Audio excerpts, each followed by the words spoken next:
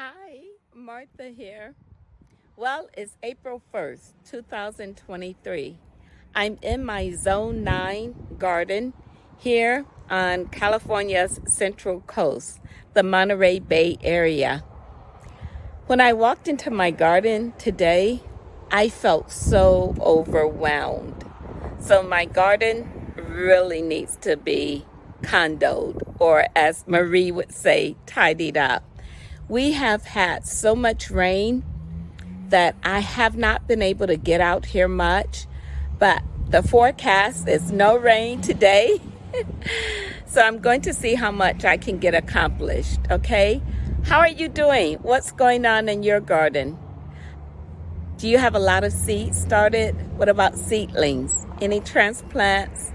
Well, this year, let's garden together. I use my garden as my therapy. It's like my sanctuary.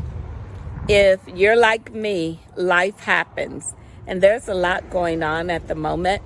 So I'm using my garden as part of my self-care, wellness, healing tool.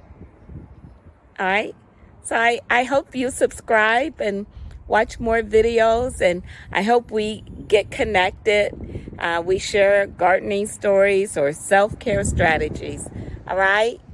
Bye. Enjoy your day. Every week I pay to have this green waste bin, and as you can see, it's not very full. So one of my goals today, by the end of today, is to have this full and ready to go. So, and that's part of my exercise too. So one of my tasks today is going to be pulling weeds. And as you can see, I have a lot of them. So I am sure, take a look.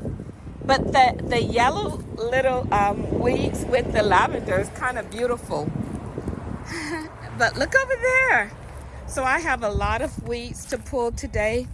So that's one of my tasks. Then I want to move this cherry tree. It's still alive, barely. So I'm going to move that to the back. Here's the little greenhouse. And then I have to pull some more weeds. Look at this Japanese mustard.